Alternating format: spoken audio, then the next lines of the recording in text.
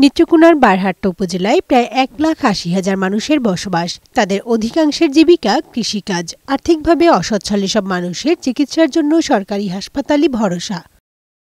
50 শয্যার উপজেলা স্বাস্থ্য কমপ্লেক্সে পর্যাপ্ত জনবল নেই। চিকিৎসকের 17টি পদের মধ্যে 10টি খালি। 4 জন জুনিয়র কনসালটেন্ট থাকার কথা, তবে আছে মাত্র 1 জন। মেডিকেল অফিসারের 2টি পদের মধ্যে 1টি ফাঁকা। এছাড়া 25 জন নার্সের মধ্যে আছে মাত্র 13 জন। এতে সেবা বঞ্চিত হচ্ছে রোগীরা। আমাদের হাসপাতালের জন্য আরো যাতে ডাক্তার আসেন সেটার জন্য আকুলভাবে অনুরোধ করছি। এছাড়া হাসপাতালটিতে ক্লিনার ও নাইট গার্ড না থাকায় পরিচ্ছন্নতা ও নিরাপত্তা বিঘ্নিত হচ্ছে।